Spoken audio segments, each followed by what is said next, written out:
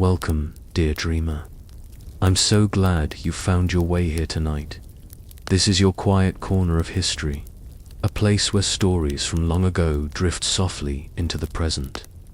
Tonight's tale is a little darker, and yet strangely gentle.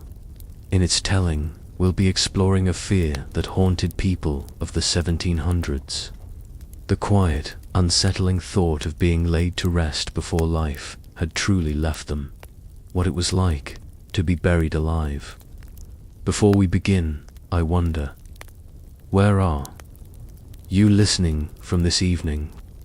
Is it morning where you are, or is the night sky already settled above you? If you'd like, share your time and place in the comments below. It's always so peaceful to imagine all the different corners of the world where these stories are heard. And now, let us drift back to a century of candlelit rooms, hushed prayers, and creaking wooden coffins. Back to a world where death was never far, and the line between sleep and forever rest sometimes blurred in the quiet shadows. So breathe slowly and follow me into the 1700s, where the fear of premature burial whispered through villages, churches, and graveyards alike. In the 18th century, death was a constant visitor in households across Europe. Disease, fever, and sudden illness claimed lives quickly, and medical science was still in its early, uncertain stages. For you, in the present, the idea of death feels like a moment with clear boundaries. A doctor listens to the heart, a machine measures the breath, and certainty is declared. But in the 1700s, certainty was elusive, and this uncertainty created one of the most haunting terrors of that age: the fear of being buried alive. The human body, in states of fainting, coma, or severe illness, often mimics the stillness of death. Breathing slows until it is nearly invisible. The skin loses color. A pulse becomes faint and difficult to feel with the fingers. In the 18th century, a physician had little more than his senses to rely upon. He might place a mirror by the lips to see if breath fogged the glass, or press his ear against the chest to detect a faint beat. If nothing appeared, he declared death, yet mistakes were inevitable. Stories began to circulate in journals, pamphlets, and conversations by firelight. In villages, there were whispered tales of coffins opened years later, where the skeletons were found twisted, their hands pressed desperately against the lid. Gravediggers spoke of caskets with claw marks scratched into the wood from within. Families who exhumed a grave for reburial sometimes found evidence too grim to deny. These stories traveled quickly, retold, until they became part of collective fear. Imagine yourself in that world. A relative falls ill. They lie motionless for a day, their breathing faint, their body cool. Without modern tools, you cannot be sure, are they truly gone, or are they hovering between life and death? Yet society required quick burials, often within 24 hours, to prevent the spread of disease. And so, haste and uncertainty met in the most dreadful combination. Many households chose to keep vigil beside the body, holding awake not only to honor the dead, but to make sure that no stirrings of life returned before the coffin was sealed. The fear was not limited to common folk. Intellectuals and nobles worried too. The German philosopher Johann Duns Scotus was rumored to have been buried prematurely, his body later found out of place within the tomb. Centuries later, George Washington, fearful of the same fate, instructed that his body should not be placed in the ground until 3 full days had passed. His instructions reflected the anxieties that had become widespread by the 1700s age, when medicine could save few lives, and yet still rob some of breath before its time. The terror of premature burial was more than superstition. It was grounded in very real cases where the distinction between death and deep unconsciousness had been tragically misread. And with every whispered tale, every pamphlet describing a body discovered in unnatural posture, the fear deepened. People began to ask themselves, if those we trusted, doctors, priests, and families, could not always tell the living from the dead, then how could anyone ever be sure? The fear of premature burial did not remain only as whispers in the dark or rumors carried by gravediggers. By the middle of the 18th century, it had become a subject of public debate, recorded in books, medical journals, and even sermons. The unease was so widespread that families began adopting rituals designed to delay or test death, hoping to protect their loved ones from a fate too dreadful to imagine. One of the most common practices was the wake. You might imagine a wake today as a solemn gathering to honor the deceased, but in the 18th century, its purpose was more practical and grim, to make absolutely certain that the body before them was truly lifeless. Friends and relatives sat for hours, sometimes days, beside the still form. They watched for the faintest twitch, the smallest sigh, or a sudden flutter of breath. Candles burned through the night, and eyes rarely closed. Many wakes were accompanied by small tests, the pressing of a needle beneath the fingernail, the touch of a hot iron near the skin, or the placing of mirrors to detect breath. These methods were harsh, but they reflected a desperation not to be deceived by silence and stillness. Alongside private rituals, inventors and doctors began to design devices to provide reassurance. The most famous were the safety coffins. These contraptions were engineered with ropes tied to the corpse's hand, connected to a bell above ground. If the buried person were to awaken, they could tug the rope and the bell would ring. Other designs included coffins with air tubes, ladders, or flags that could be raised as a signal. Though many of these devices were never widely adopted, their very existence reveals the depth of the fear. It was not enough to bury someone with prayers, one had to bury them with precautions. Religious leaders also weighed in. Some viewed the obsession with premature burial as a lack of faith, a refusal to trust that God had determined the proper time of death. Others, however, acknowledged the genuine cases of mistaken burial and urged longer delays before interment. In some towns, mortuaries were built where bodies could be laid out for days before burial, under observation to prevent error. Yet, even with these precautions, the unease lingered. Every illness, every fainting spell carried with it a shadow of doubt. Was the motionless person before you truly gone? Medical authorities debated new methods of testing death. Some advocated for opening a vein to see if blood flowed. Others suggested more painful stimuli. But none of these gave certainty. To live in the 18th century, then, was to carry a unique double fear: the fear of death itself, and the fear of not being dead enough. The coffin, meant to be a vessel of rest, became for many a symbol of terror. Literature of the time reflects this anxiety. Gothic novels often included scenes of premature burial, playing on the audience's already existing dread. And yet, with all these rituals, contraptions, and debates, the question remained unresolved. How could anyone, without modern instruments, draw the absolute line between life and death? As the 18th century moved forward, the fear of premature burial sank deep into everyday life. It was not only a private whisper around sickbeds, but a theme that haunted literature, art, and imagination. To us now, it may seem like a strange obsession, but to people of that time, it was as real as the ground beneath their feet. Writers, of the Gothic age drew endless inspiration from this terror. Novels and pamphlets told of victims waking inside coffins, their cries muffled beneath the soil. Newspapers reprinted such tales, each more dreadful than the last. Readers sat by candlelight, shivering at the thought that the next funeral in their village might end the same way. These stories were not just entertainment, they reflected a deep unease. Medicine, too, wrestled with the mystery.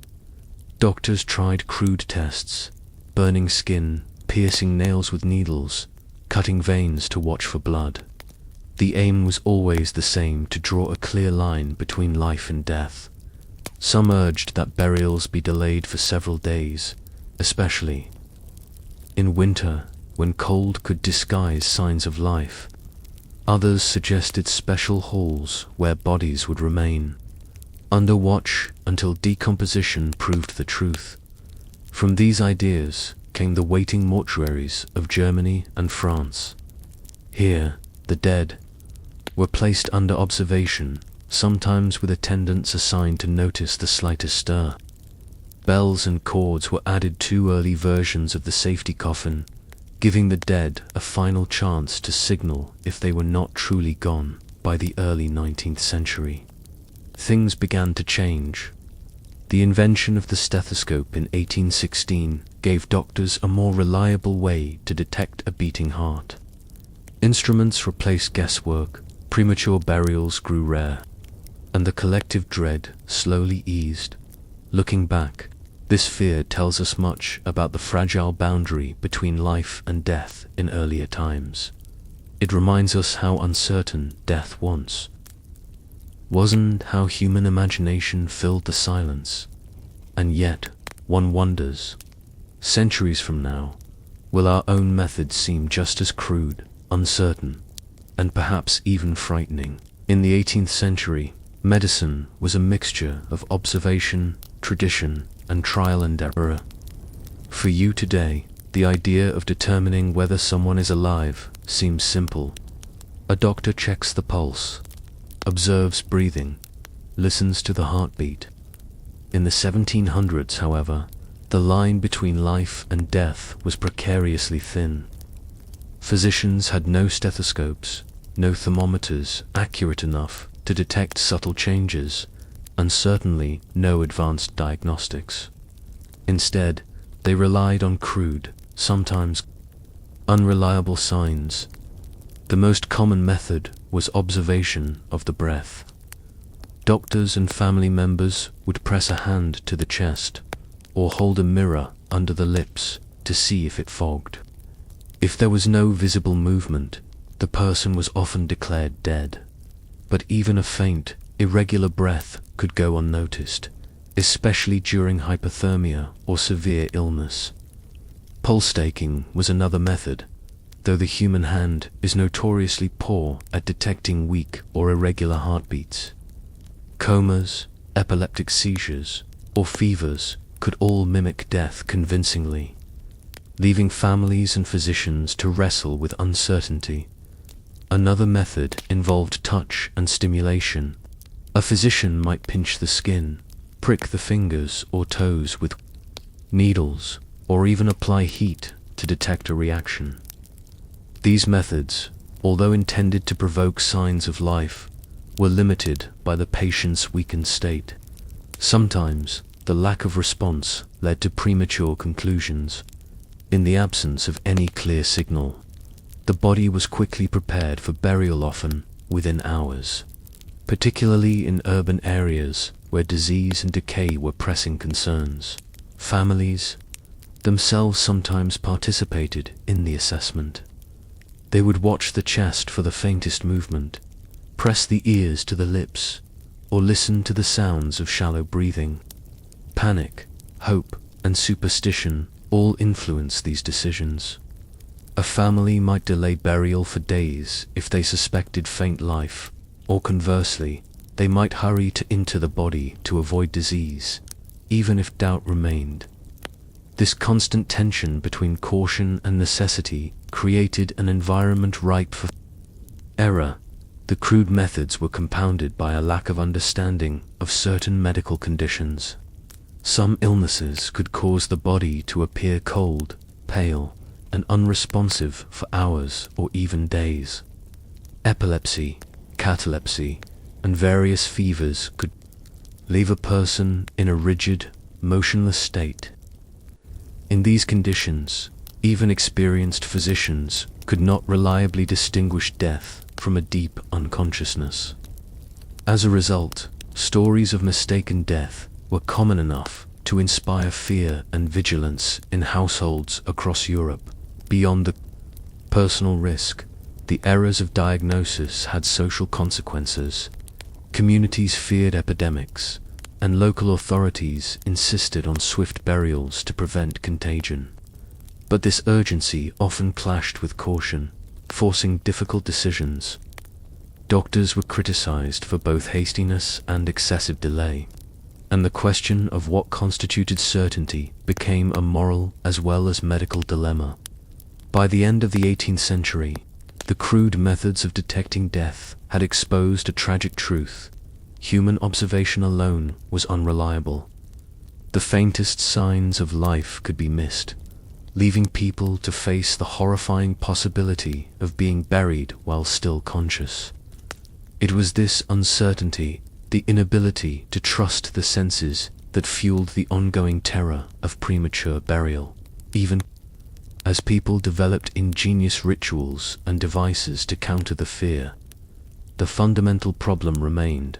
Without reliable technology, mistaken death was not a rare error, it was an inevitability waiting to happen. As the 18th century progressed, physicians and medical thinkers became increasingly aware of the limitations of their methods. What had once been accepted as routine observation, pressing the chest, holding a mirror under the nose, or feeling the pulse, was now recognized as potentially fatal when misapplied. Reports of patients mistakenly declared dead circulated widely, prompting debates in medical journals and letters exchanged between doctors across Europe. The discussion was not theoretical. Each misdiagnosed death carried profound consequences for families and communities alike. Doctors experimented with stimuli to elicit a reaction, sometimes in ways that would seem extreme today. Pinching, burning, or pricking the skin were intended to provoke a reflex, revealing whether life still lingered in the body. In some cases, physicians would employ stronger measures, such as applying heat to the feet or pressing a blunt instrument to the chest. The idea was simple: a truly dead body would remain completely unresponsive. Yet for those in cataleptic states, severely ill or hypothermic, these tests often failed, giving false assurance of death. Debates among physicians often centered on two conflicting principles: the need for rapid burial to prevent disease, versus the moral obligation to avoid burying the living. Some advocated extreme caution, recommending extended observation periods, sometimes as long as 3 days before interment. Others emphasized public health, urging swift burial to reduce contagion and decay. In practice, families and physicians were caught between these imperatives, making each case a delicate balance of risk and morality. Medical texts from the period began to describe warning signs of potential error. Weak pulse, shallow breathing, pale skin, and rigid limbs were now recognized as insufficient alone to confirm death. Physicians wrote instructions for careful monitoring, and some even suggested the presence of a witness during the final declaration of death. However, these measures were not standardized, and the variability in skill and experience meant that mistakes remained common. The fear of misdiagnosis also prompted social and legal interventions. In some regions, local authorities required multiple witnesses to certify death. Clerics too were involved, performing prayers and rituals to ensure that bodies were truly departed. The intertwining of religious authority and medical caution highlights how deeply the fear of mistaken death had penetrated daily life. It was no longer merely a medical concern, it was a cultural one. Families devised their own strategies to cope. Some would leave the body in a cool room for hours. Others would attach small cords to the hands or feet, tied to bells above ground.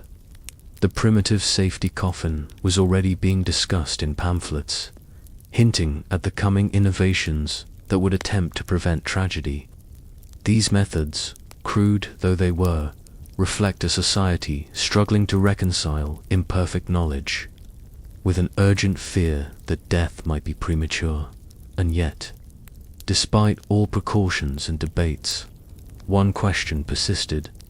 How could a physician ever truly know, with the tools of the time, whether the body before them was lifeless or merely paused in a fragile, suspended state between life and death?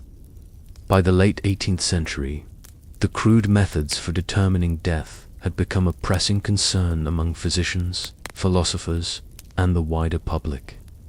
Repeated accounts of people mistakenly declared dead forced doctors to reconsider their practices. Awareness of the limits of observation alone began, shaping both medical guidance and cultural customs surrounding death.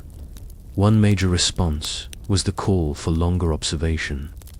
Physicians urged that bodies be left undisturbed for days, often 3 or more, especially in cases of fainting, seizures, or unexplained illness. With no reliable instruments, this delay allowed time for subtle signs of life to emerge, signs that might otherwise be missed. Medical writings of the time also outlined new tests. Doctors were advised to study the eyes, note faint twitches in the face, or apply multiple forms of stimulus instead of relying on a single check. Some even recommended attaching cords or bells to the hands, early safeguards that foreshadowed the safety coffin of the 19th century. Though rudimentary, these measures marked a shift from instinctive judgment toward more systematic approaches. This anxiety soon spilled into wider society. Families held longer wakes, and mortuaries were designed for extended supervision. Stories of mistaken burial, once whispered, entered literature and popular imagination. Gothic tales described the horror of victims waking in coffins, while newspapers debated the moral and medical challenges such cases posed. These narratives amplified public fear, ensuring premature burial remained a shared cultural concern. Gradually, advances in medical science began to ease these anxieties.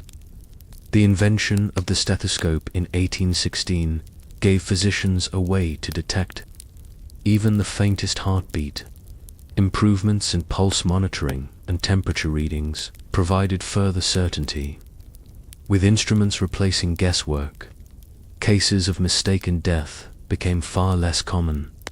Yet the memory of earlier errors endured. They shaped rituals, inspired architecture, and left behind curious devices designed to guard against the horror of being entombed alive. In hindsight, these practices reflect both the limitations of medicine and the deep human need to find certainty where life and death seemed to blur. In the 18th century, fear of premature burial was amplified by the stories that traveled between towns, villages, and even countries. These were not just isolated anecdotes, they were testimonies that spread through word of mouth, pamphlets, and early newspapers, capturing the imagination of the public.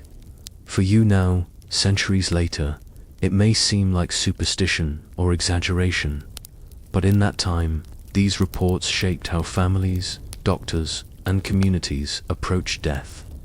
Every tale carried a lesson, a warning, or a chill down the spine. One common source of these stories came from gravediggers and sextons. These men, responsible for digging graves and handling the recently deceased occasionally reported discovering bodies in unusual positions, hands pressed against the coffin lid, bodies twisted unnaturally, or signs of struggle were taken as evidence that the person had not been truly dead when buried. To the gravediggers, these were factual accounts. To the public, they became terrifying narratives. Some towns even documented such occurrences in parish records, noting bodies found in distress years after burial, lending credibility to what might otherwise have seemed like gossip. Families themselves often contributed to the spread of rumors.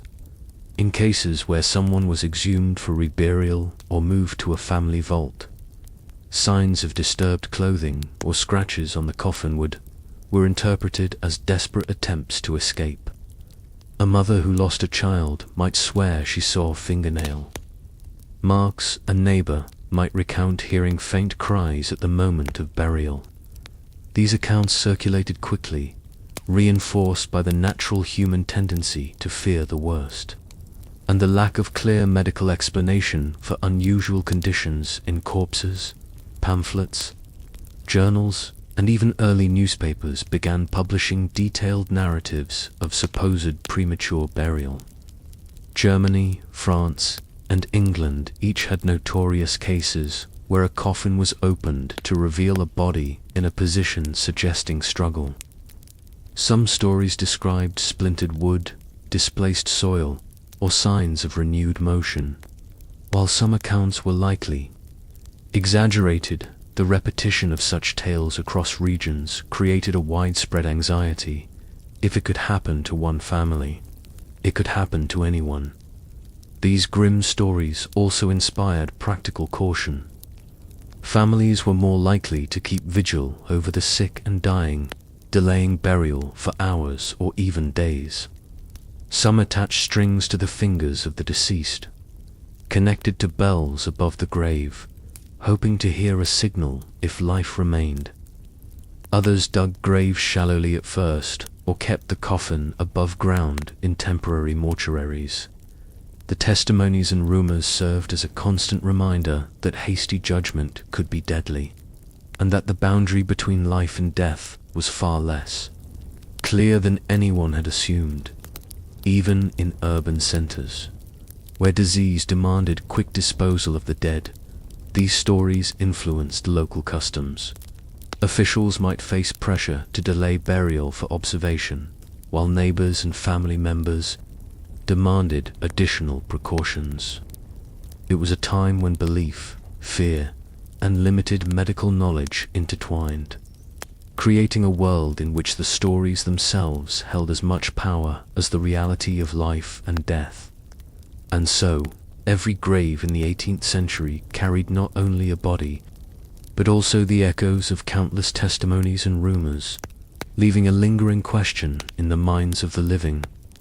How many of these tales were warnings, and how many were tragic truths waiting to be uncovered?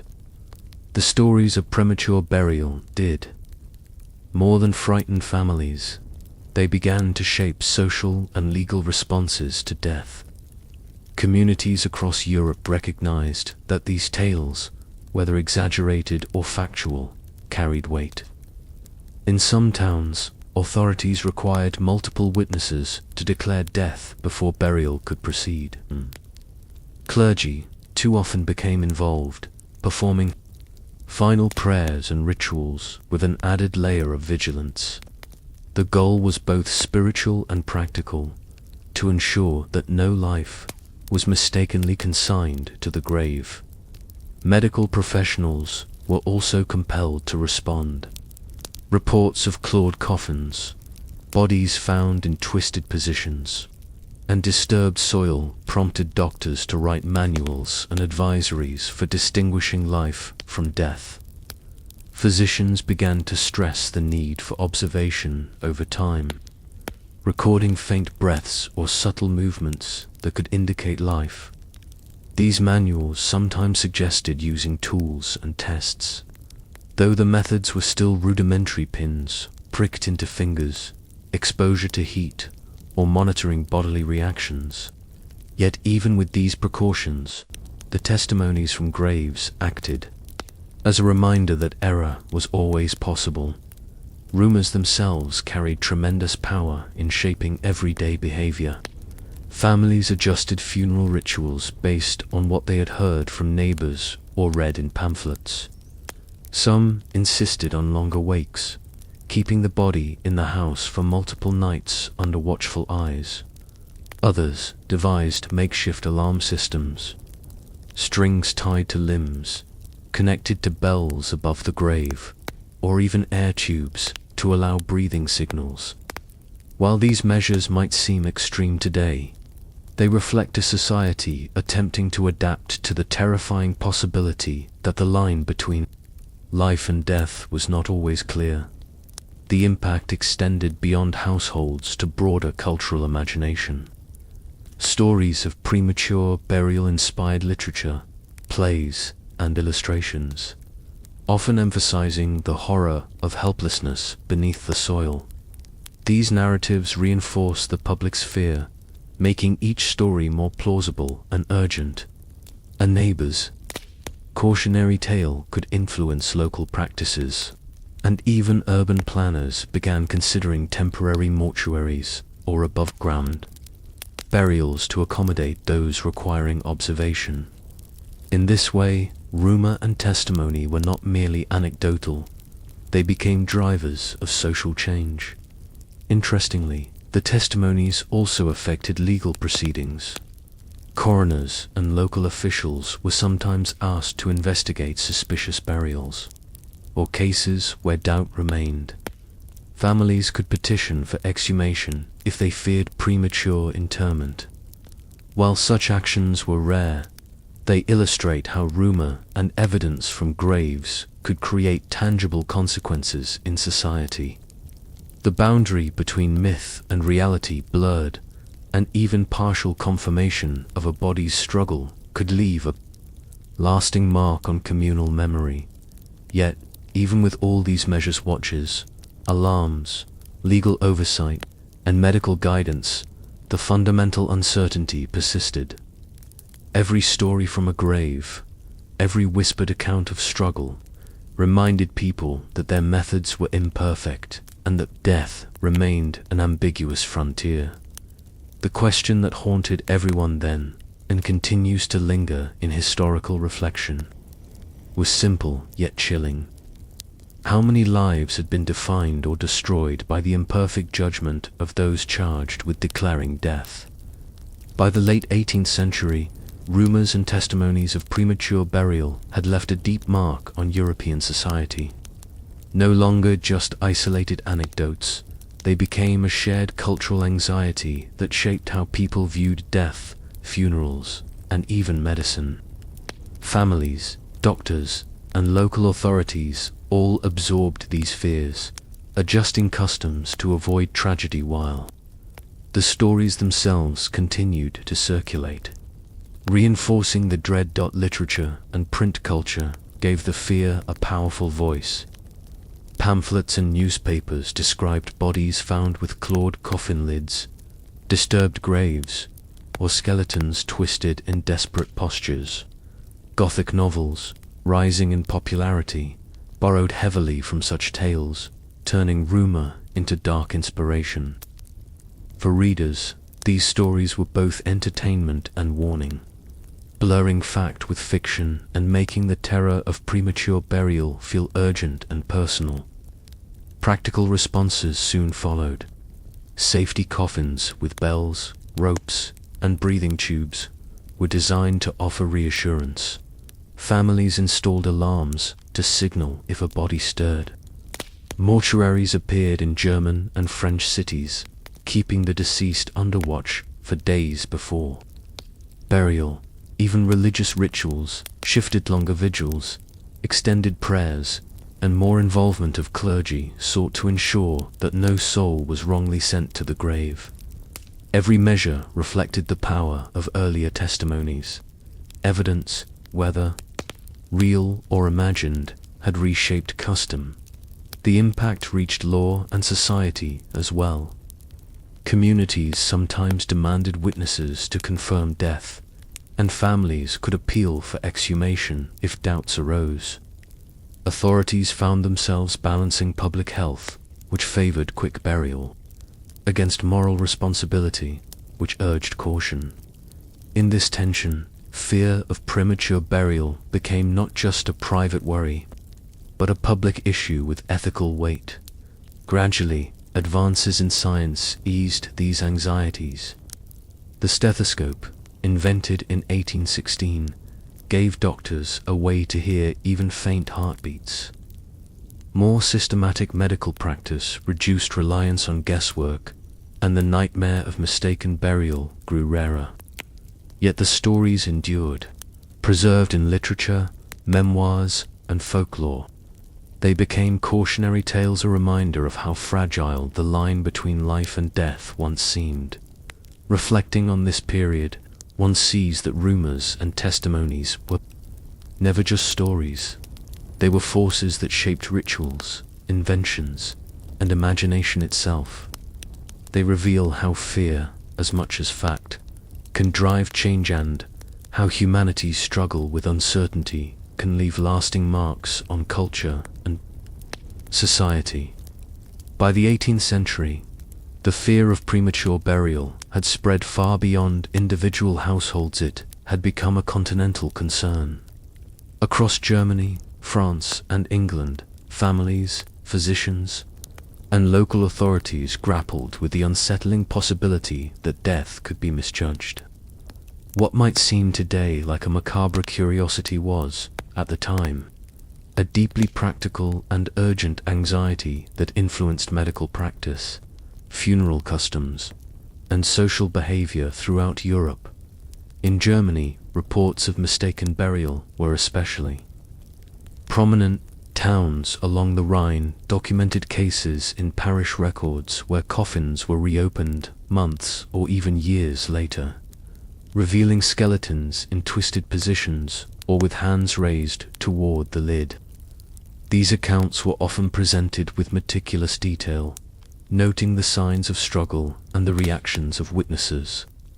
Fearful families adopted a variety of precautions. Some delayed burials for days, while others relied on watchmen who sat by the body, prepared to ring a bell or shout if any movement occurred. These practices reflected the seriousness with which German communities treated the risk of being buried alive in France. The fear intersected with both urban density and emerging public health concerns. Disease outbreaks made rapid burial a necessity, but the stories of bodies discovered post-burial fueled public unease. Newspapers and pamphlets described grisly accounts: hands clawing coffin lids, disturbed soil, and exhumed bodies in unnatural positions. Families responded with heightened vigilance, longer wakes, monitoring of the body, and in some cases, employing primitive signaling devices to alert attendants in case the deceased moved. French physicians debated methods for verifying death, but uncertainty remained a persistent problem.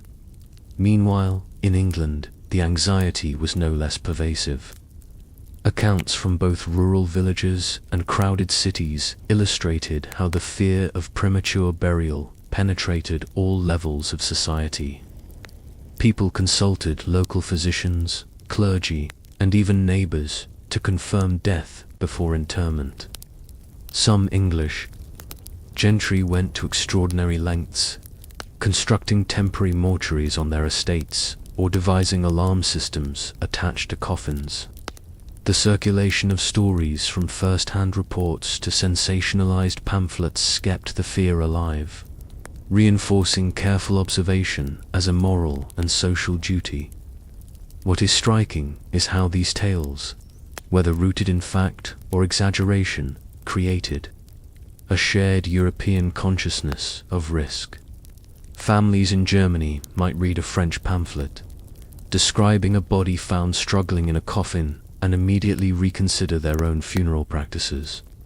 Doctors and clergy exchanged letters describing methods, of observation and precaution, and newspapers carried reports from one country to another. The fear was no longer localized, became part of a collective European imagination, connecting distant towns and regions through a shared anxiety about life, death, and the uncertainty in between. Amid all these stories, it is easy to imagine the psychological weight of living in such a time. Every illness, fainting spell, or sudden death could trigger a cascade of fear, precaution, and ritual. Communities devised rules and routines, and yet the underlying uncertainty remained, even as families took extraordinary measures to prevent. Premature burial, one question haunted them consistently. With so many cases across nations, how could anyone ever be entirely sure that the dead were truly dead? The widespread fear of premature burial in Germany, France, and England did more than create anxiety-inspired practical responses in homes, churches, and towns. Tales of clawed coffins, twisted bodies, and disturbed graves were treated not as superstition but as warnings that demanded action. Each country shaped its own strategies, reflecting local culture while addressing a shared dread. In Germany, families often held extended vigils, keeping the body under constant watch for several nights. Attendants, relatives, or hired watchers looked for the faintest signs of breath. In crowded cities, where quick burials were required, coffins were sometimes fitted with cords attached to bells above ground, designed to sound if the dead stirred. Physicians published handbooks advising careful checks of skin tone, pulse, or even mist on a mirror. Though these methods were still far from reliable, France faced a different challenge. Epidemics and the pace of urban life made swift burials necessary. But families adapted by using temporary mortuaries or keeping bodies in private chambers before interment. Newspapers often printed alarming reports of people buried alive, renewing public vigilance. French doctors debated whether delayed burials posed greater danger through contagion, or whether haste risked entombing the living. Dilemma that revealed medicine's growing sense of responsibility and doubt. In England, precautionary measures took on both household and legal forms. Wealthier families sometimes built small dead houses on their estates, keeping bodies under observation for days. Town coroners were called to confirm death, while clergy supervised funerary rites with special care. Safety coffins, fitted with ropes, bells, or breathing tubes, appeared in experiments across the country.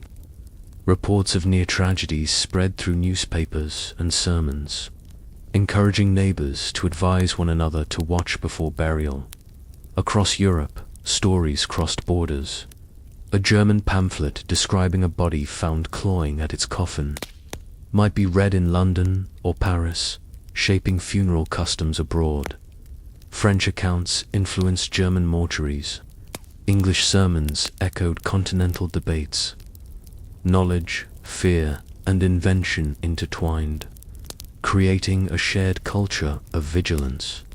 And yet, despite vigils, alarms, and professional oversight, uncertainty lingered. Each fainting spell or sudden collapse revived the same haunting question: had life truly ended, or was it only suspended in deceptive stillness? For families across Europe, the terror of premature burial remained a shadow at every bedside, and a grim reminder that the line between life and death was perilously thin by the close of the 18th century.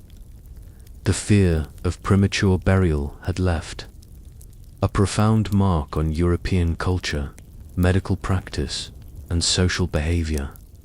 In Germany, France, and England, the constant circulation of tales, gravediggers' testimonies, family accounts, and newspaper reports had solidified a collective consciousness that treated the boundary between life and death as precarious and uncertain. The stories, whether factual or exaggerated, influenced rituals, inventions, and regulations, leaving an enduring imprint on the continent's approach to death. In Germany, extended wakes, attentive watchmen, and rudimentary alarm systems became common. Families took every precaution, and physicians published guidelines emphasizing careful observation. The reports of disturbed graves lent credibility to these measures, encouraging communities to formalize monitoring practices. By treating death with caution and respect, Germans attempted to reconcile medical limitations with moral responsibility, creating customs that would influence funeral practices for generations. France experienced a similar evolution. Urban centers, constrained by population density and disease, could not always delay burial for long. Yet families and physicians found ways to mitigate risk. Temporary mortuaries, vigilant observation, and mechanical signaling devices provided a measure of reassurance. French literature and newspapers amplified the fear, reinforcing vigilance. In both urban and rural communities, this interplay of practical precaution and cultural narrative demonstrates how deeply public consciousness was shaped by stories of near-tragedy. In England, vigilance extended into legal and architectural measures. Estates sometimes housed dead houses for extended observation, and coroners were called upon to certify death carefully. Safety coffins, cords, and bells were devised, echoing the European trend of integrating invention with ritual. Literature of the period reflected these anxieties, with tales of narrow escapes from burial beneath the earth permeating the public imagination. The fear became a shared cultural experience, linking ordinary households with the medical and legal authorities tasked with preventing tragedy across these nations. Fear inspired innovation and adaptation. Devices to detect life, structured observation periods, and written protocols for determining death all emerged from a common anxiety. Even as modern instruments began to appear, the European memory of mistaken burials endured in rituals, literature, and folklore. Tales of premature burial shaped both practical responses and the imagination, illustrating how human societies cope with uncertainty, and how collective fear can spur precaution, invention, and cultural change. Ultimately, these stories reflect a human struggle with the unknown. Communities across Europe learned to navigate the terrifying uncertainty of life and death, creating measures that were part ritual, part science. And still, one question remained, lingering in every graveyard and every account passed down through the decades. Even with all precautions and inventions, could anyone ever be truly certain that the person lying beneath the soil was no longer among the living? The fear of premature burial was not confined to ordinary people. It reached even the most prominent figures of the 18th century and earlier. Scholars, clergy, and statesmen were acutely aware of the dangers of being declared dead too soon, and some took extraordinary precautions to prevent it. Their awareness demonstrates that this anxiety transcended social class, touching every layer of society, from scholars in monasteries to presidents in the Americas. One of the earliest recorded cases involved Duns Scotus, a medieval theologian, whose death in the 13th century had already sparked tales of posthumous awakening. Though centuries before the 1700s, his story endured as a warning among learned circles. Even brilliant minds could not escape the fragile boundary between life and death. His death reportedly prompted students and clerics to monitor bodies more carefully, laying the groundwork for later practices in Europe. By the 18th century, the fear had become prominent among European nobility and clergy. Wealthy individuals, aware of the limitations of contemporary medicine, sometimes commissioned safety coffins or requested extended vigils after death. In some cases, wills included detailed instructions for delaying burial until sufficient observation had been made. These measures were designed not only to prevent tragedy, but also to reassure families and estates that their loved ones would not suffer a fate of silent entombment. Across the Atlantic, George Washington, the first president of the United States, also demonstrated awareness of the risks. Though medical technology was limited in colonial America, he and his family took precautions regarding sudden illness and death. Observers noted that Washington's body was tended with vigilance following his passing in 1799, reflecting both respect for life and an understanding of the period's fears. Accounts from his death describe careful monitoring of vital signs and delays before final burial, practices consistent with European anxieties about premature interment. Some of these precautions went beyond observation. Safety devices, alarms, cords, or bells were occasionally commissioned for those with the means, ensuring that if the supposedly dead moved, attendants would be alerted. In monasteries, scholars sometimes insisted that a body remain under watch in a consecrated room for hours or days, while in private estates, physicians were summoned to verify death with careful, repeated examinations. The interest of famous figures in these precautions also had a social effect. When prominent people discussed or implemented methods to avoid premature burial, the practice gained legitimacy and spread more widely. Ordinary families, hearing of the actions of nobles, clergy, or statesmen, often adopted similar measures. Safety coffins, prolonged vigils, and careful observation moved from unusual practices to accepted, though still anxiety-driven, customs, even among the elite. However, uncertainty remained. No matter how careful the observation, no matter how elaborate the precaution, the fragile knowledge of life and death left everyone vulnerable. And so, even those accustomed to influence and wealth lived under the shadow of a terrifying possibility that death could be declared too soon, leaving them entombed alive. While the world above remained unaware, the precautions taken by famous figures against premature burial left a lasting imprint on both culture and technology. By demonstrating vigilance, commissioning safety devices, and insisting on extended observation, these individuals influenced how society at large approached death. Their actions transformed a personal fear into a collective awareness, shaping rituals, innovations, and social expectations for decades to come in Europe. Aristocrats and clergy who implemented extended vigils set a precedent for others. Their practices inspired families to keep careful watch over the dying, even in rural communities where medical expertise was limited. Safety coffins and signaling devices, once experimental, began to gain acceptance as practical measures to prevent tragedy. The stories of prominent figures commissioning such devices lent credibility to their use, encouraging ordinary households to consider similar precautions. These innovations were not merely mechanical, they reflected a broader shift in how people conceptualized the boundary between life and death in America. George Washington's careful monitoring during his final illness exemplified this shared vigilance.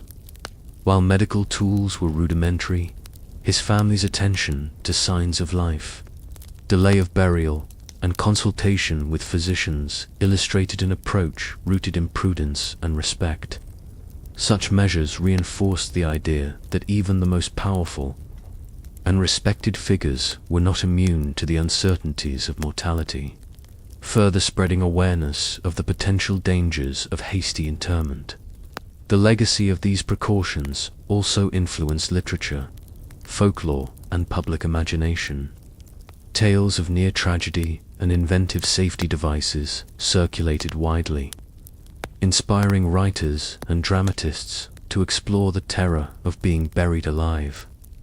Gothic novels and pamphlets drew from real examples, blending fact and fiction to heighten both fear and fascination. In doing so, they preserved historical memory while reinforcing social caution, embedding the anxiety of premature burial into the cultural consciousness. Yet even with careful observation, alarms, and specialized coffins, uncertainty remained an ever-present concern. The boundary between life and death could be imperceptibly thin, and the measures of even the most diligent observers could not guarantee absolute safety. The prominence of these figures, however, served as a reminder that vigilance was both necessary and honorable, and that preparation, practical, moral, and technological, was a rational response to an unpredictable and dangerous world. Ultimately, the actions of Duns, Scotus, European nobles, and George Washington highlight a timeless human concern, the desire to protect oneself against unseen threats, even in death. Their precautions were more than eccentricities. They were reflections of a society grappling with the limits of knowledge and the fragility of life.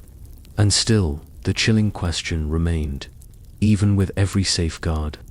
How many lives may have teetered on the edge of being buried alive, known only to history and the whispers of those who survived to tell the tale? Before the invention of modern sewer systems, the streets of cities across Europe and beyond were overwhelmed by filth. Imagine walking through a narrow alley in 18th century London or Paris, the air thick with the pungent odor of human waste, household refuse, and animal droppings. Open drains, overflowing gutters, and uncollected rubbish created a constant stench that was inescapable, marking daily life with a grim reality that we can barely imagine today. Cities grew rapidly during this period, but sanitation infrastructure lagged behind population expansion. Households disposed of waste directly into the streets or into nearby rivers. Chamber pots were emptied from windows into the streets below, mingling with food scraps, animal dung, and mud to form a foul, sticky slurry. In markets and busy thoroughfares, vendors and passers-by navigated narrow lanes bordered by stagnant water and decomposing waste. The resulting miasma, pervasive, almost tangible cloud of disease-laden air, was both a social and public health hazard, contributing to epidemics of cholera, typhoid, and other illnesses. The stench was not only a nuisance, it shaped behavior, culture, and city life. Residents timed their walks to avoid peak traffic in the alleys, often retreating indoors during the hottest hours when smells intensified.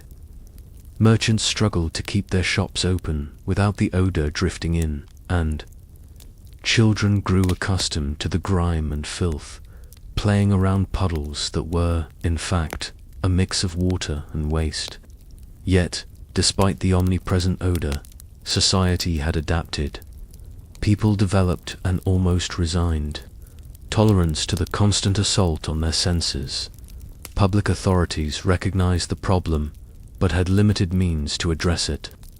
Streets were occasionally washed down with water, and some cities employed rudimentary drainage systems, but these measures were largely ineffective.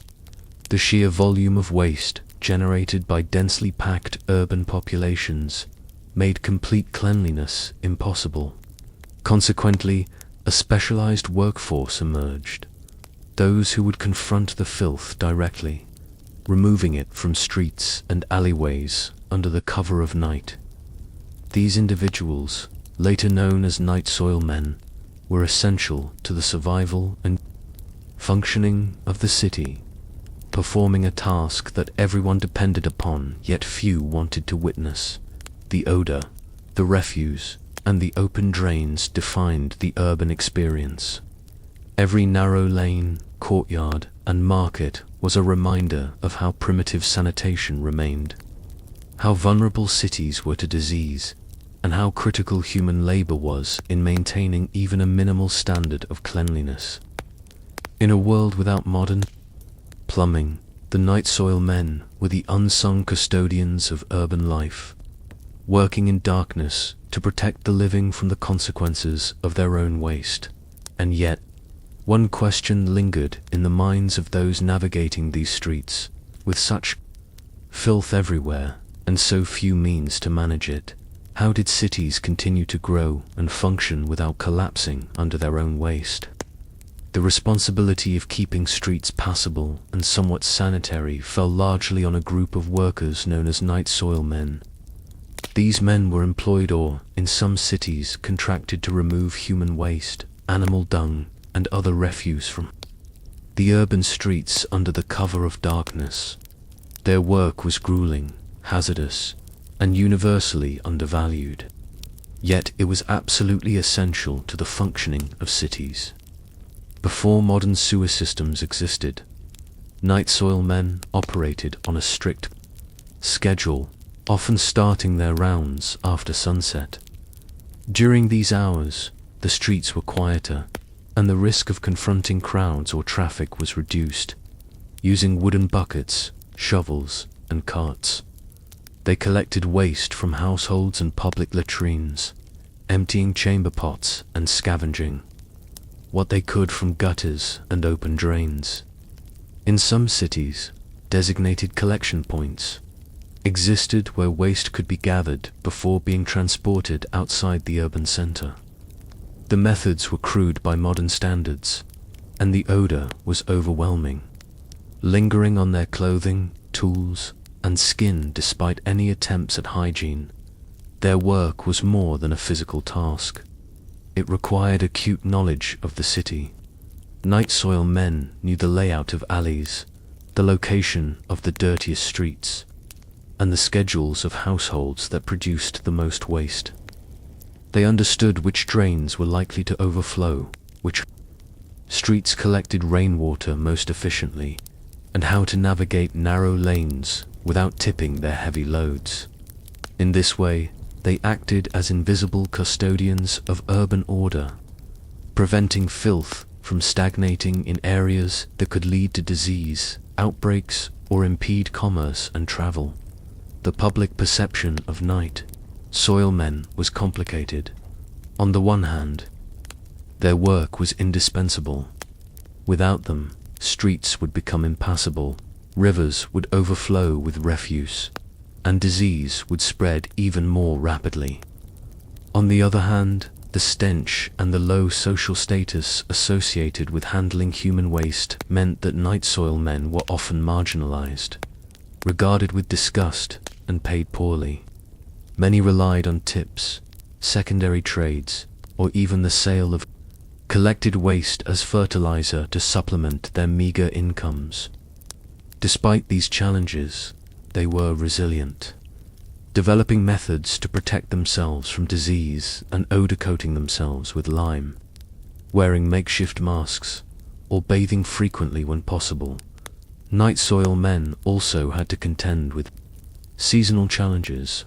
Rain could wash accumulated waste back into the streets, spreading filth and intensifying odor. Winter froze streets and drains, making collection difficult and dangerous. Yet they continued their work, largely unseen, ensuring that urban life could continue in the face of overwhelming filth. Their labor was the invisible backbone of pre-sewer sanitation, connecting households, markets, and public spaces in a fragile system dependent on human diligence and endurance. Despite their efforts, the pervasive odor and constant presence of Waste reminded the public that cities were teetering on the edge of unsanitary disaster. And so, a question persisted among city dwellers. If night soil men were the only barrier between life and filth, how long could urban centers survive before a more permanent solution was required? The work of night soil men was indispensable, yet it was fraught with physical danger and social stigma. They faced disease, injury, and long hours in fetid conditions, and their presence was a constant reminder to the public of the precarious balance between life and filth in pre-modern cities. Cholera, typhoid, and dysentery were ever-present threats transmitted through the very waste they collected. Protective clothing was minimal, and exposure often led to illness or even death. Yet their labor was critical to the survival of urban populations, preventing streets and living spaces from becoming uninhabitable. Public perception of these men was complex. Families, merchants, and city officials relied heavily on their labor. Yet the work was considered lowly and morally tainted. Night soil men were often marginalized, forced to work at night to avoid public scrutiny, and paid far less than their contributions warranted. Despite this, they carried a unique knowledge of urban sanitation, which streets required extra attention, where waste tended to accumulate, and how to navigate the city efficiently while minimizing exposure. In many ways, their experience became an unrecognized form of expertise, laying the groundwork for future developments in public health and urban planning. The influence of night soil men extended beyond immediate sanitation. Their labor allowed markets to function, streets to remain passable, and cities to expand, shaping the growth and organization of urban centers. Without their intervention, waste would accumulate, disease outbreaks would intensify, and commerce would stall. They were, in essence, the invisible custodians of urban life, maintaining the fragile equilibrium that allowed cities to grow in a time when infrastructure had yet to catch up with population pressures. Over time, the work of these men inspired innovations and gradual improvements. Awareness of the dangers posed by uncollected waste led to early forms of regulation, public health advisories, and eventually the development of rudimentary sewer systems. Cities began experimenting with drainage, street cleaning schedules, and waste disposal ordinances. The practices and insights of night soil men informed these changes, proving that even the most unglamorous labor could influence technological and social evolution. Yet even with all these developments, the stench and risk remained an inescapable part of daily life in cities before modern sewers.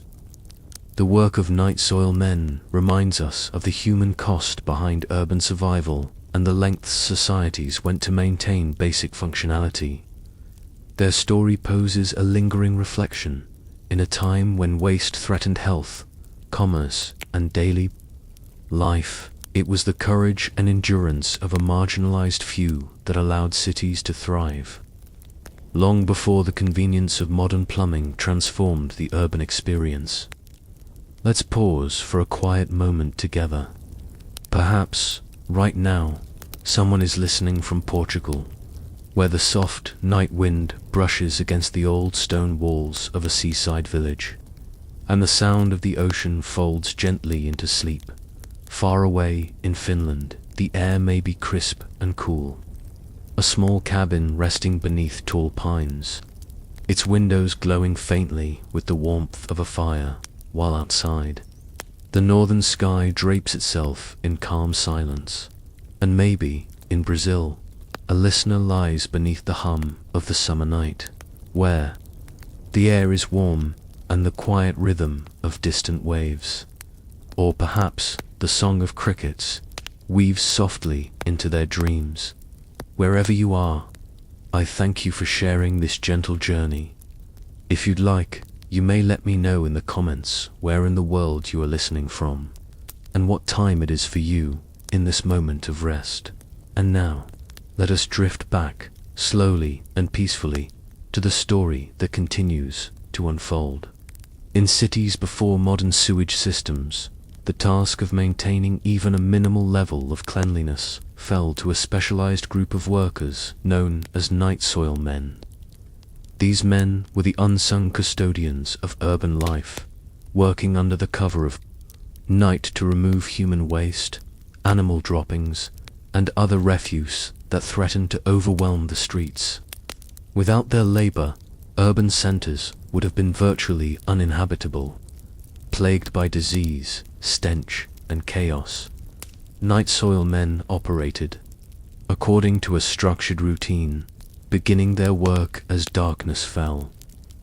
The cover of night offered both privacy and practicality. Fewer pedestrians and animals were on the streets, reducing the risk of accidents and public scrutiny. Using wooden buckets, carts, shovels, and pitchforks, they collected waste from households, public latrines, and gutters. Their work required both physical endurance and skill. Heavy loads had to be transported through narrow, winding streets while maintaining some semblance of order and hygiene. These workers were not merely manual laborers. They were experts in urban sanitation. They knew which streets accumulated the most waste, which drains tended to overflow, and which households produced the dirtiest refuse.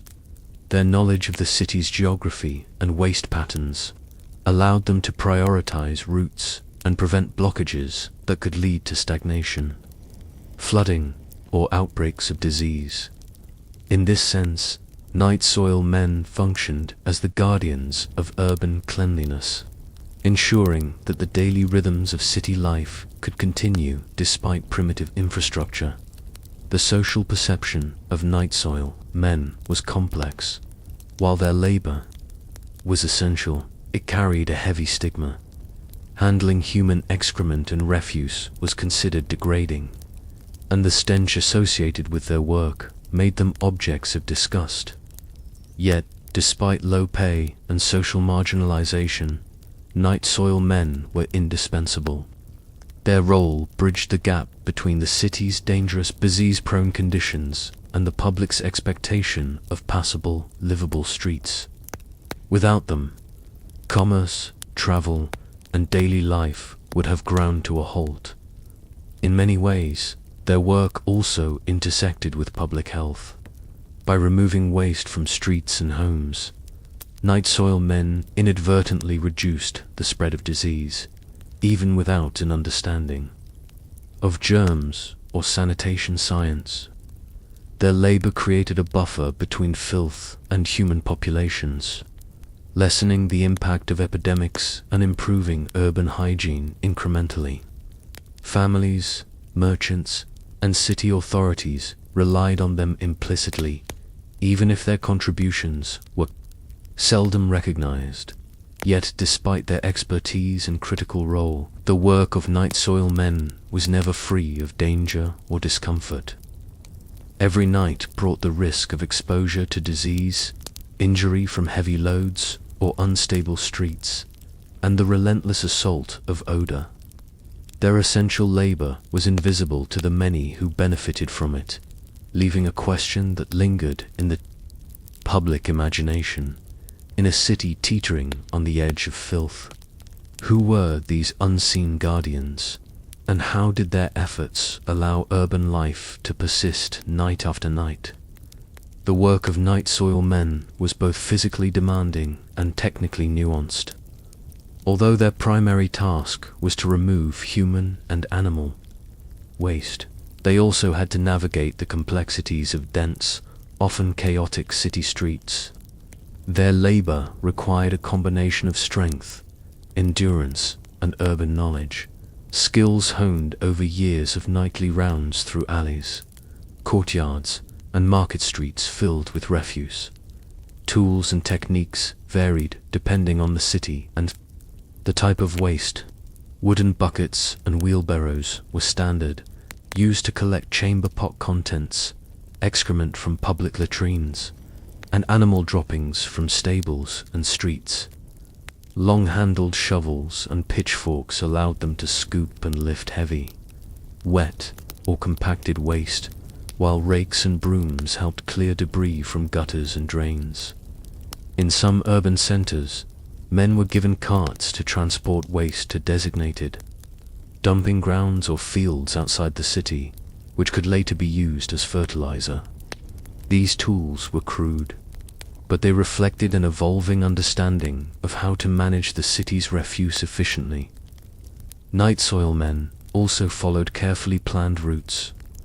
They prioritized the filthiest streets, areas near markets or neighborhoods with higher population density, recognizing that stagnating waste could cause blockages, flooding, and the rapid spread of disease.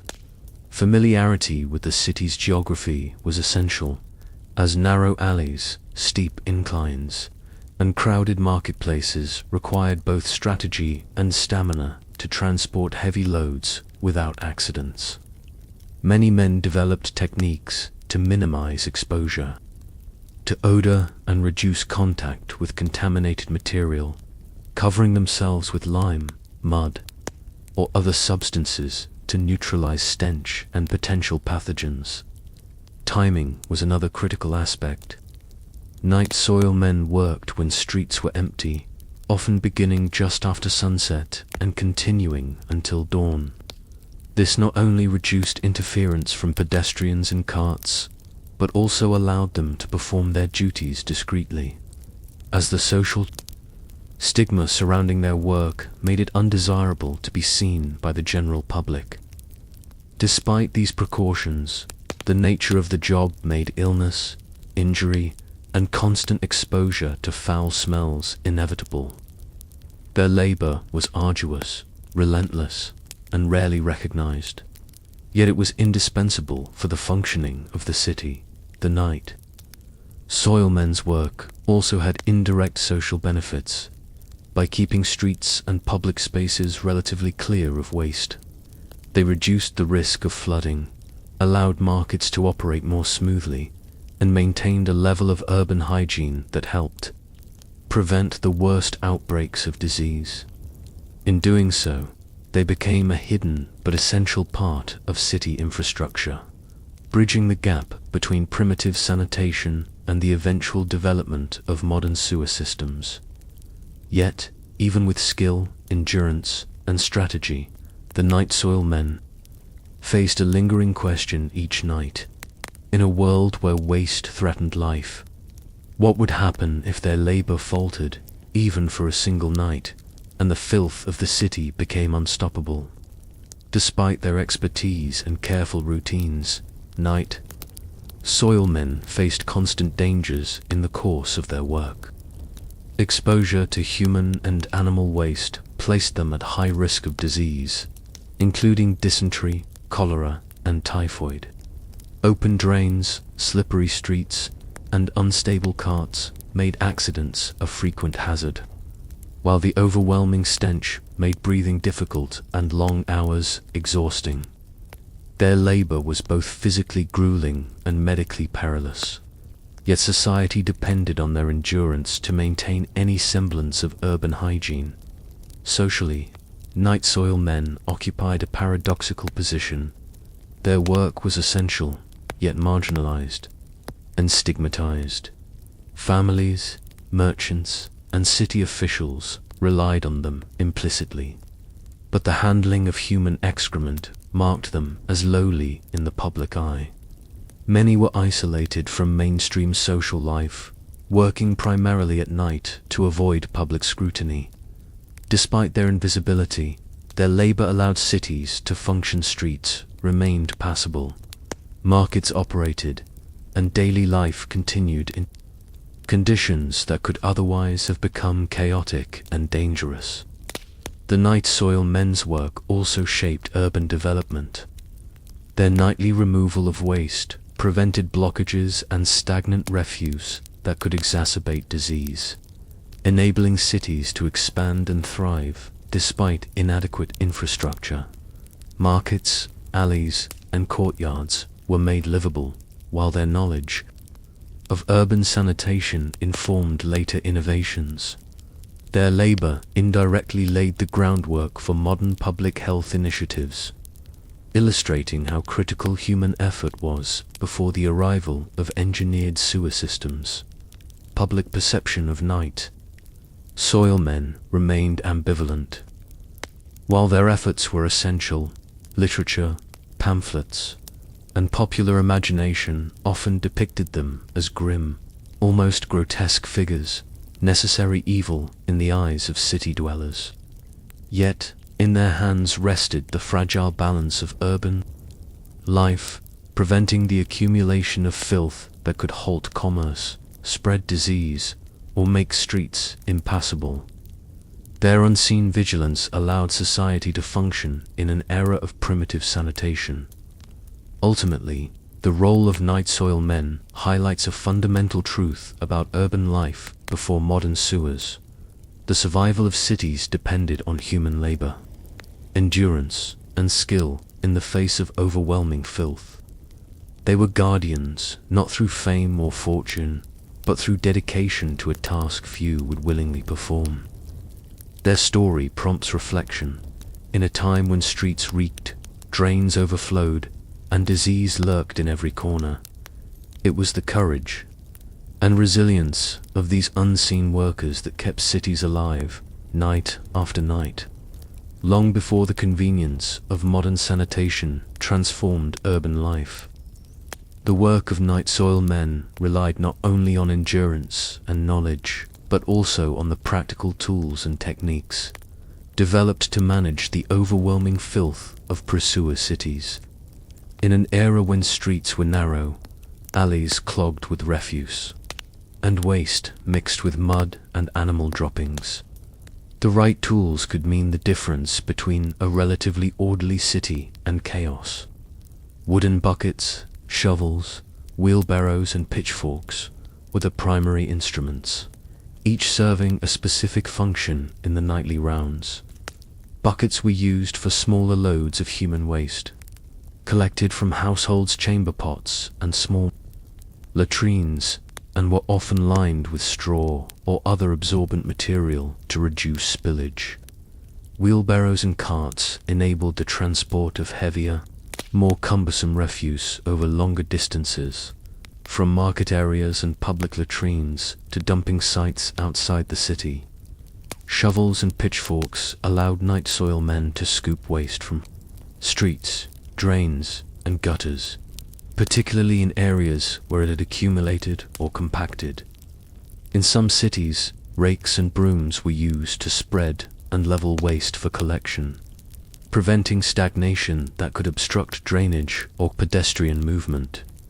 The techniques of collection were as important as the tools themselves. Night soil men planned their routes meticulously, often starting with the dirtiest streets and working outward to ensure the heaviest loads were cleared first. Timing was critical. Work was conducted at night to avoid the hustle of markets, horse-drawn carts, and pedestrians. By working under the cover of darkness, these laborers minimized public exposure to the stench and avoided social stigma while maintaining the city's functionality. Efficient coordination and route planning also reduced the risk of accidents, as streets could be treacherous, especially in rain or winter. Nighttime labor posed additional challenges beyond odor and physical exertion. Streets were dimly lit or completely dark, forcing workers to rely on lanterns or torches while balancing heavy loads. Frozen or muddy streets increased the difficulty of pushing carts or carrying buckets. Waste could spill, creating slippery hazards, and the constant proximity to filth exposed workers to disease and infection. Despite these dangers, their labor was essential. Without it, streets would quickly become impassable, public health crises would escalate, and commerce would stall. The combination of tools, techniques, and nighttime labor also reflected an adaptive knowledge of urban life. Night soil men understood the flow of refuse, the locations where waste accumulated most, and how weather conditions affected collection. They developed strategies for minimizing exposure to stench and contamination, often coating themselves with lime or mud and cleaning themselves at the end of each round. These practices were crude but effective, demonstrating ingenuity in the face of a harsh and unsanitary environment. Even with tools and techniques, the night soil men's labor remained grueling and dangerous. Yet their work was essential to the survival of the city, preserving both order and public health. And still, one thought lingered, in a world so dependent on human effort to manage waste. How close were cities to catastrophe if even a single night's labor were neglected? The labor of night soil men extended far beyond simply scooping and transporting waste. Their methods were refined through experience, often passed down from one worker to another, and shaped by the unique challenges of densely populated cities. Every tool and technique was selected to address specific obstacles, from narrow alleys, clogged with refuse, to overflowing drains that threatened both hygiene and accessibility. Buckets were often reinforced with iron bands to withstand heavy loads of waste and water, while wheelbarrows were constructed with large wooden wheels capable of navigating cobblestone streets and uneven terrain. Shovels and pitchforks were sometimes sharpened or angled to make the scooping of compacted waste easier, and rakes allowed night soil men to pull together scattered refuse into manageable heaps. The labor required a deep understanding of the material. Wet, compacted, or frozen waste behaved differently, demanding different handling strategies. Nighttime work was not merely practical, it was also strategic. Cities were quiet after dark, but navigating poorly lit streets in near-total darkness required precision and attention. Workers had to avoid obstacles such as carts, animals, and puddles of waste while balancing heavy buckets or maneuvering cumbersome wheelbarrows. Routes were carefully planned to maximize efficiency. The dirtiest or most trafficked streets were cleared first, reducing the risk of accumulated refuse causing blockages or spreading disease overnight. In winter, frozen waste required extra effort, while rain could turn streets into slick, hazardous surfaces. Some cities also incorporated rudimentary systems for waste disposal. Night soil men transported collected waste to designated dumping grounds outside urban areas, where it could later be used as fertilizer for fields. This practice not only removed filth from streets, but also created a cyclical use of waste, turning a public health hazard into a resource. In certain regions, drains were partially lined or covered to channel waste toward collection points, a precursor to more advanced sewage systems that would arrive in the following century. Despite the skill, planning, and tools involved, the work remained physically taxing and perilous. Constant exposure to odor, filth, and pathogens, combined with the long hours of nighttime labor, meant that night soil men faced health risks that few others in the city encountered. Social stigma compounded their isolation.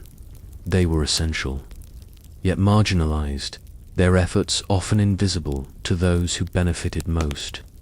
Still, without their labor, streets would become impassable, markets would close, and urban life itself would falter.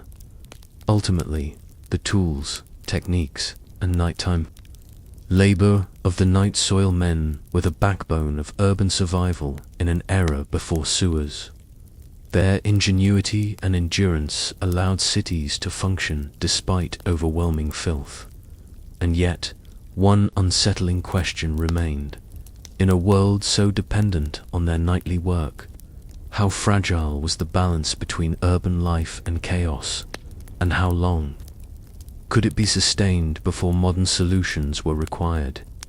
Even with carefully chosen tools and refined techniques, the work of night soil men was inherently dangerous and socially isolating. Every night presented risks from disease, injury, and exposure to the worst conditions the city could offer.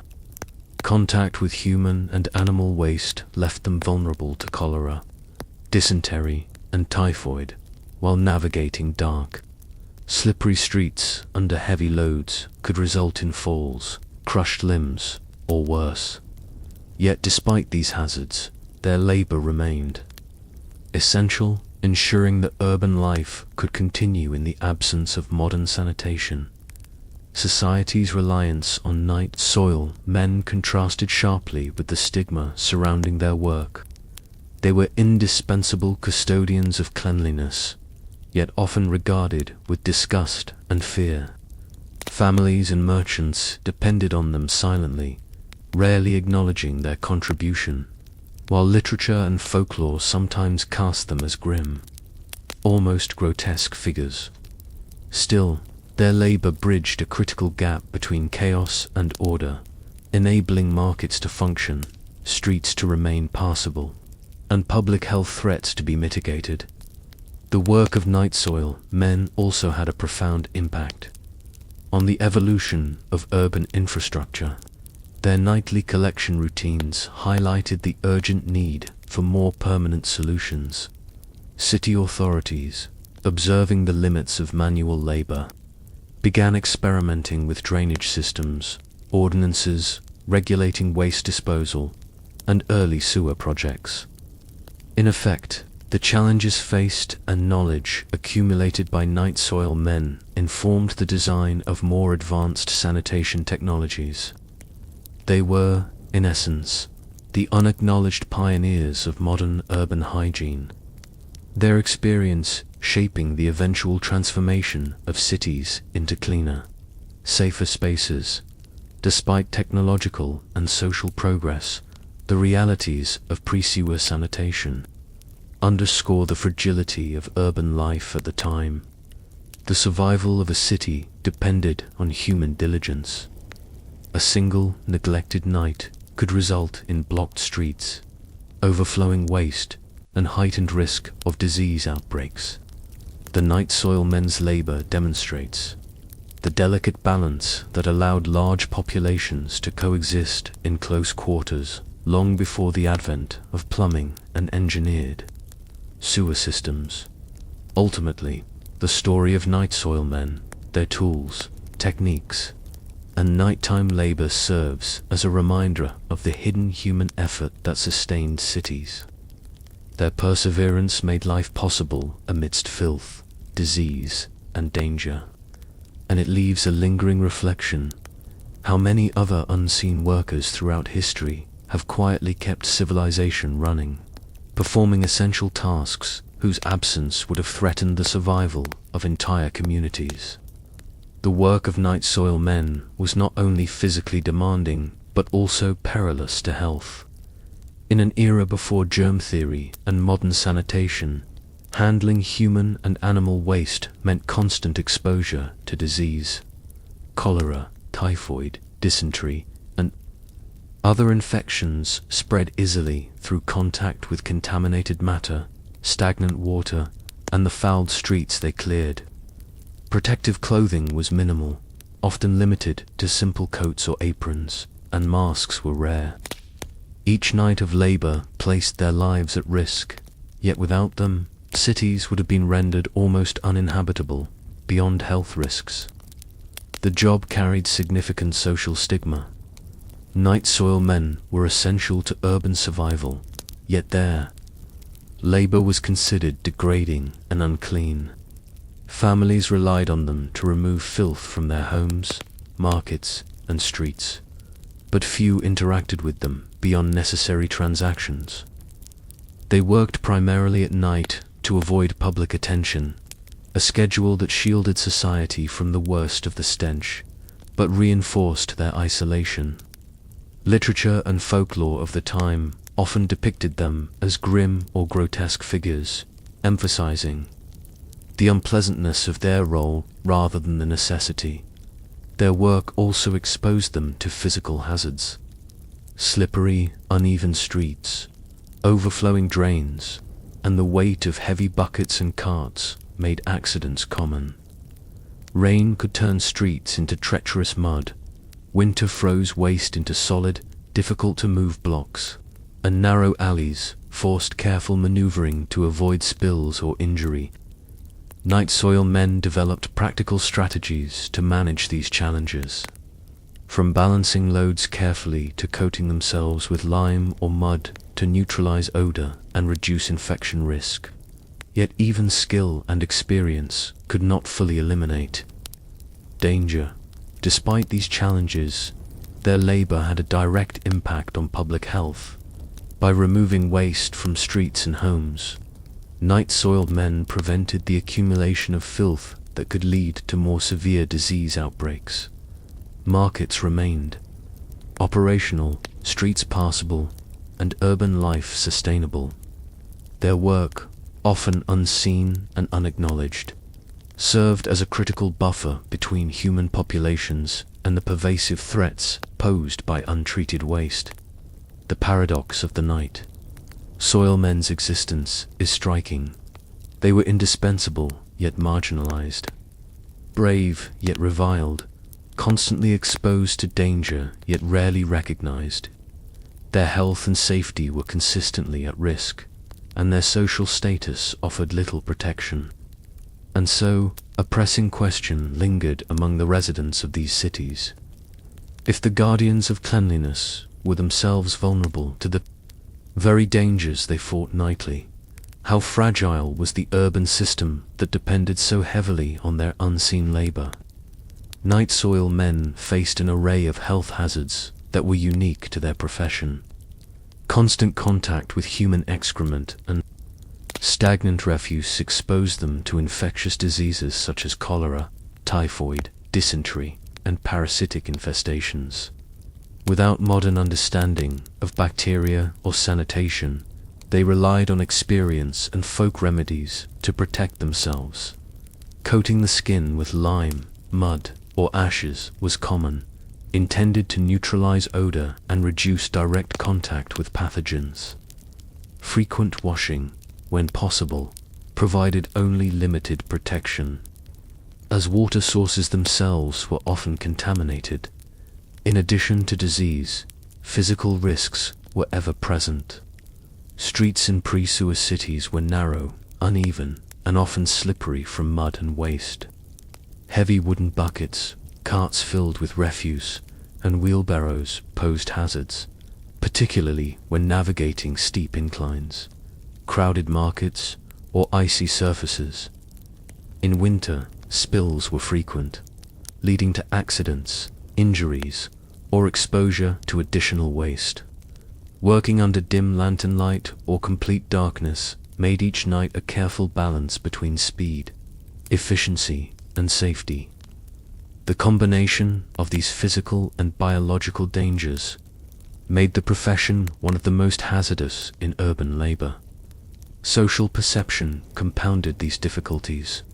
Night soil men were essential, yet their work carried deep social stigma. Handling waste placed them at the lowest rungs of the urban hierarchy. Residents recognized their importance, but often treated them with disdain or avoided interaction entirely. Stories, pamphlets, and folklore depicted them as grim, almost supernatural figures, emphasizing repulsion rather than appreciation. Working at night allowed them to maintain discretion and avoid direct social confrontation, but it also reinforced their isolation. Their labor was both vital and invisible, a paradox that highlighted society's reliance on their endurance while denying them recognition or respect. Despite the dangers, the night soil men's labor was critical for maintaining urban health and functionality. Streets cleared of waste, reduced blockages, minimized stagnant water, and allowed daily life to continue. From commerce in market squares to travel through crowded alleys, their work created a protective barrier between filth and the public, helping prevent outbreaks that might otherwise devastate city populations. Families and merchants depended on their nightly rounds, even if they seldom acknowledged it, and city authorities gradually implemented minor regulations to assist or organize their labor. Ultimately, the night soil men embodied a precarious balance between life and hazard. Their work preserved urban survival in a world where filth could quickly overwhelm infrastructure, yet it constantly placed them in harm's way. And so, a lingering question remained. In societies so dependent on their courage and skill, how did night soil men endure the physical, biological, and social threats of their profession, night after night, year after year? The dangers faced by night soil men were never fully mitigated. Even with experience, strategies, and rudimentary protective measures, disease remained a constant threat. Cholera, typhoid, and dysentery claimed the lives of many who worked in the filth-filled streets. Injuries from heavy carts, slippery cobblestones, and overflowing drains added to the peril, making each night of labor a test of both physical strength and resilience. Their role was essential, yet it placed them in constant proximity to the very hazards that the public sought to avoid. Social attitudes added another layer of difficulty. Night soil men were indispensable, but stigmatized and often ostracized. Residents relied on their work silently, rarely offering acknowledgement or respect. In literature and folklore, these workers were sometimes depicted as grotesque or eerie figures, emphasizing the unpleasantness of their role rather than its necessity. This duality, vital yet marginalized, meant that night soil men performed dangerous, essential labor largely unseen. Their contributions critical to the survival and functionality of urban life, yet their work had profound, lasting impacts on public health and city life. By preventing the accumulation of waste in streets, gutters, and drains, night soil men mitigated the spread of disease, maintained access to markets and thoroughfares, and enabled urban populations to survive in conditions that might otherwise have been catastrophic. Their nightly labor allowed cities to grow, thrive, and function in an era when infrastructure lagged behind population demands. In essence, they were the invisible guardians of urban order, performing tasks that were physically hazardous and socially undervalued, yet fundamentally essential. The experiences of night soil men also contributed indirectly to long-term sanitation reforms. Observations of the limits of manual waste removal highlighted the need for better drainage, organized street cleaning, and eventually modern sewer systems. In many cities, minor regulations and organized schedules for waste collection were developed to optimize the work of these laborers, laying the groundwork for more systematic public health measures. Their insights, though rarely recorded formally, influenced the evolution of urban hygiene and the design of sanitation infrastructure in the centuries that followed. In the end, the night soil men's story is one of courage, endurance, and quiet indispensability. They operated in the darkest, filthiest corners of the city, shielding the population from disease and disorder, yet remained socially invisible and constantly at risk. Their labor prompts reflection. In societies where life depended on the often overlooked work of a few, how many other invisible hands shaped survival and progress, ensuring that urban centers could persist despite the dangers and filth that surrounded them. The labor of night soil men, once essential to the survival of cities, eventually highlighted the limitations of relying solely on human effort to manage waste. Streets clogged with refuse, overflowing drains, and recurring outbreaks of disease revealed a system strained to its breaking point. It became clear that a more permanent, engineered solution was needed: the modern sewer system. Yet the transition from manual labor to organized sewage infrastructure was gradual, and it was the accumulated knowledge and practices of night soil men that laid the groundwork for this transformation. Observing the methods and routes of night soil men, city planners began to understand how waste flowed through urban environments. The predictable collection patterns, identification of high accumulation areas, and timing of nightly rounds provided insights into how refuse behaved in streets, gutters, and open drains. Planners realized that simply removing waste after it accumulated was inefficient. Instead, directing it systematically through channels could reduce disease risk and make cities more livable. In this way, the nightly labor of these workers served as a living experiment in urban sanitation, demonstrating both the challenges and potential solutions to waste management. The transition also reflected changing attitudes toward public health and infrastructure. Municipal authorities recognized that relying on night soil men alone was insufficient for rapidly growing populations. Investment in drainage systems, underground channels, and rudimentary sewers began to take precedence. The work of night soil men informed these designs.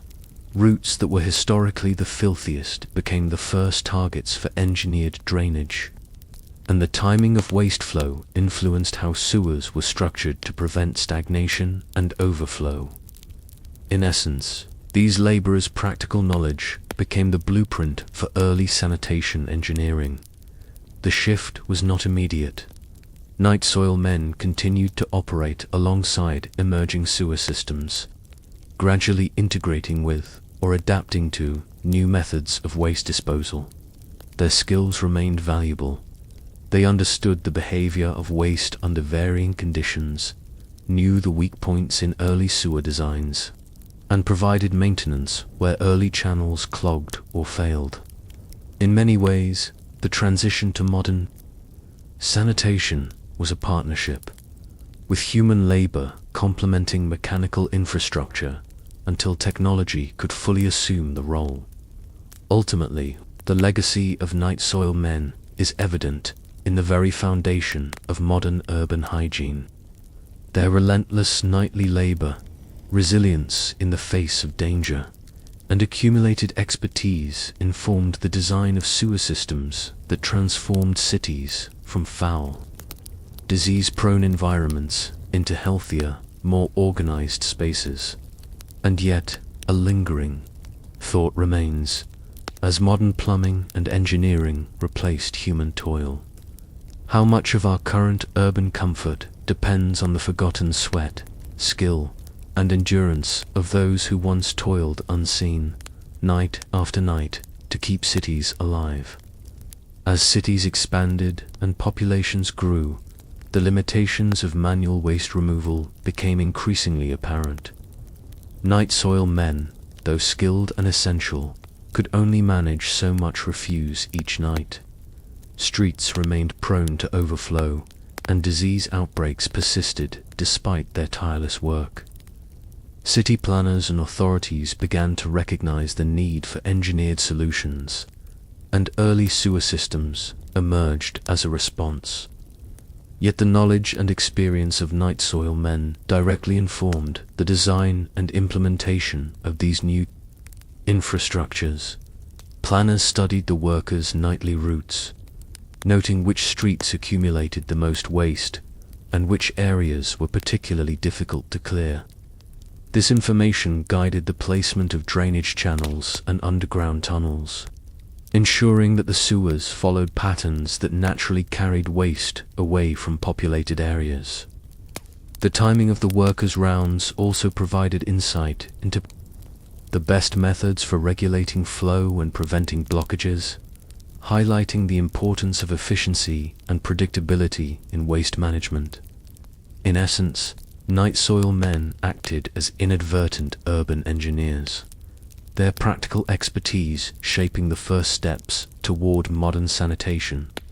The transition to sewers was gradual, with night soil men continuing to perform essential duties even as channels and drains were constructed.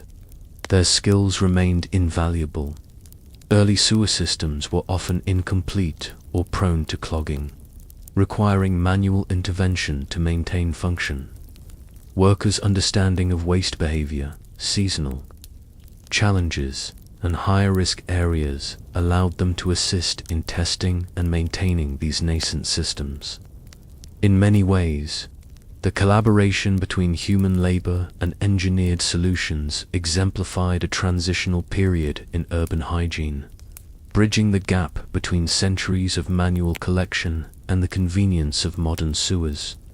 This period also saw a shift in public perception and municipal responsibility.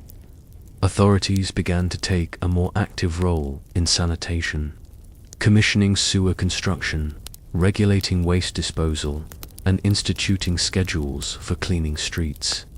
Night soil men, once invisible and stigmatized, became part of an emerging system that combined labor, technology, and planning. Their expertise not only enabled cities to function more efficiently, but also informed policies and practices that would improve public health and urban organization for generations to come. Ultimately, the work of night soil men during this transitional era highlights the critical role of human labor in technological progress. The sewers that now carry waste invisibly beneath our streets owe much to the knowledge, endurance, and nightly diligence of these workers.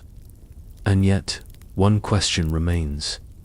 As their toil gave way to engineered solutions, how often do we consider the countless nights of unseen effort that allowed cities to survive long enough for modern sanitation to emerge?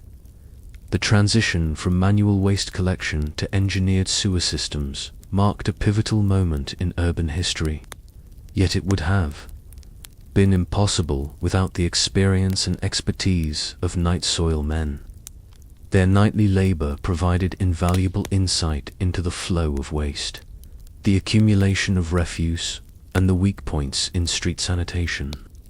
City planners and engineers, observing their methods and routes, were able to design early sewers that mirrored natural patterns of waste removal, ensuring efficiency and reducing the risk of overflow and disease.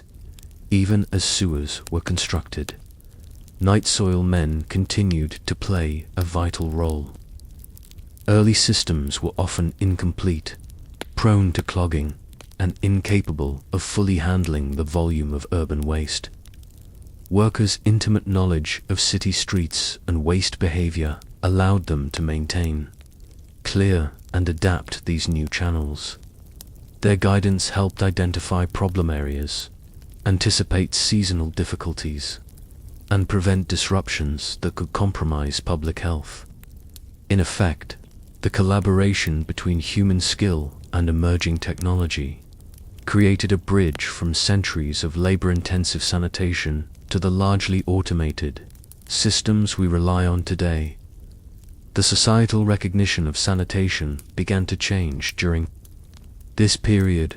Municipal authorities implemented structured programs, ordinances, and construction projects that incorporated the lessons learned from night soil men. Public health improved incrementally as streets became cleaner. Waterborne disease spread less readily, and markets and thoroughfares remained functional. Night soil men, once invisible and marginalized, indirectly shaped policy, engineering, standards, and public expectations for urban hygiene. Their knowledge was encoded into the very foundation of modern sanitation infrastructure.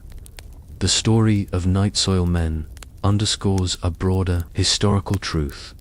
Technological advancement often depends on the labor, observation, and ingenuity of those performing the most menial or unpleasant tasks. Without their nightly diligence, cities might have remained uninhabitable for much longer, and the development of sewers could have been delayed, prolonging public health crises. Their labor was not only a practical necessity, but also a repository of urban knowledge that informed generations of sanitation planning.